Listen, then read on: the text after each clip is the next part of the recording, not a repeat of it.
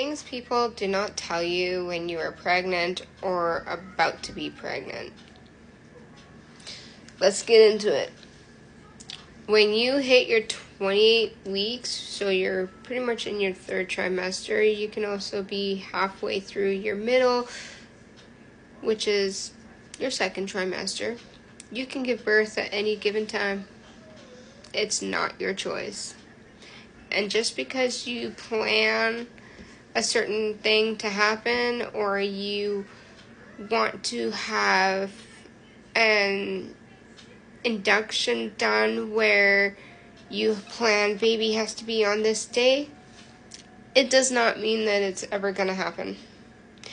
Baby will come when baby wants to come, not when you choose. That's God's rule. Not your job to contradict it. It's not your job to say, well, no, this is my plan, this is my rule. It doesn't work that way. It really doesn't. They also don't tell you that you're going to have several different kinds of mood swings. They tell you you'll have your mood swings. They don't tell you what kind of mood swings. Nope. Crying. Anger. Hangry, which a lot of people are now being aware of. The hanger is real. Yep. Self-reflection. They will not tell you that your insecurities will rise way higher than what you were before you got pregnant. So for some women, every woman has it, but for some women, they go to extreme measures where they're like, I'm fat. Look at my ankles, my nose, my jawline, my stomach, my sides. But there's perks. There's perks to that, because no matter what change your body is going through, you're still a beautiful, independent person. Independent meaning, yes, even if you're in a relationship, there are times where you need to be independent so that if your spouse goes out or your partner goes out, it's like you need to rely on yourself to make sure that you can get up, you can exercise, you can go to the bathroom when you need to, get that drink and some snacks into you, things like that. It doesn't mean that you're having to be fully independent, but independency is a thing, and it's needed, right? Let's see, what else? A lot of the time people talk about this glow. You'll have a glow before you get pregnant, which is an ovulation glow. Oh yeah, they don't tell you about that. They'll just tell you you have a glow when you're pregnant. Usually on your first month or two. But you glow right before you get pregnant, and that's an ovulation glow. It's completely different. Secondly, you get your pregnancy glow.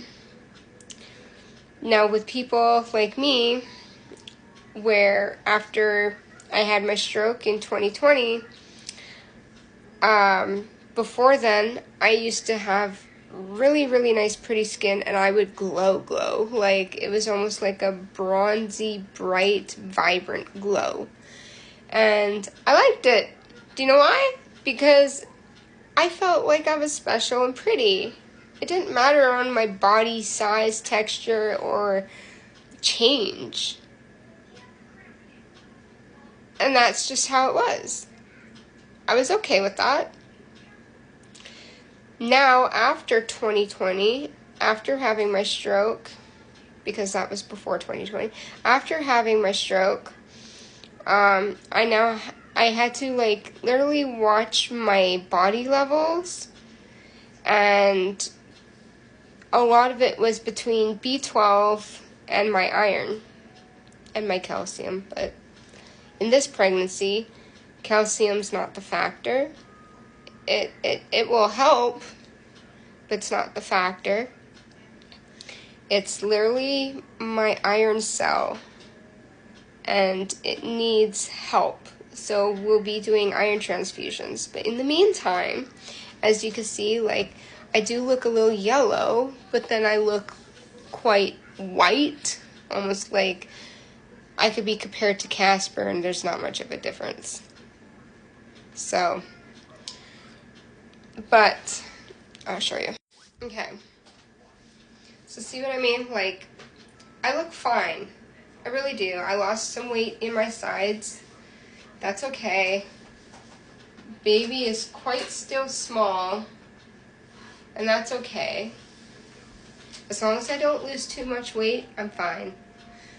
But there's this glow, and it's still there, but currently, because I'm dealing with health issues, it's not going to be as vibrant. It's not going to be as bright. It's, you know, it's kind of like watching, if anybody had seen it, it's kind of like watching Underworld, you know, like when you see those vampires and they're like all different types of pale compared to normal frickin' people.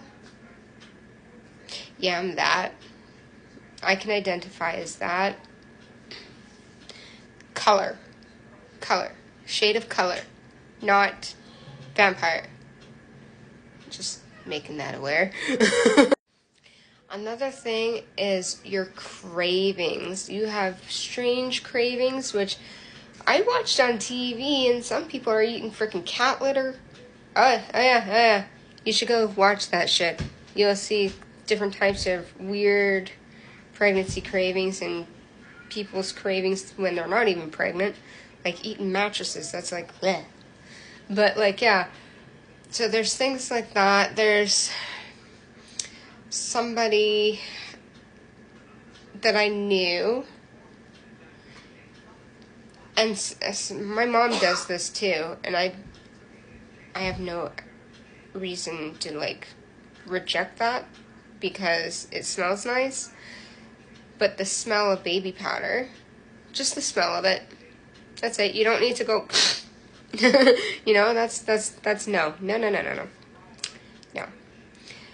It's just like when you're when you get out of the shower, you're all fresh, you pat dry with your towel, and you put a little bit of baby powder on. That kind of smell. And it's really, really nice. I agree with it. There's other weird, strange cravings. Like, I know there was somebody who craved a lot of meats. In one of my pregnancies, I think it was my second pregnancy, I could not stand the smell of meat being cooked. I can look at it, I could cook it myself, but just the aroma made me sick.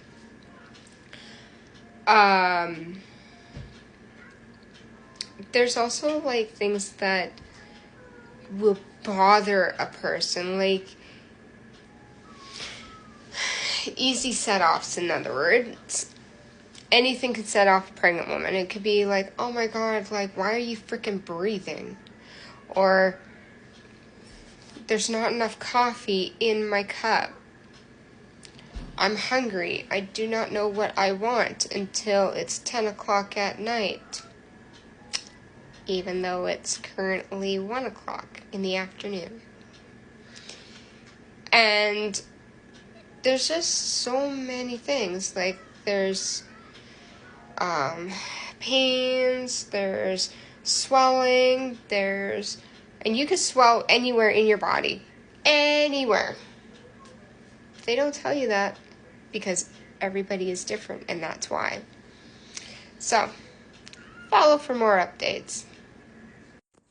And definitely follow and share for a lot more teachings of what they don't tell you when you're pregnant.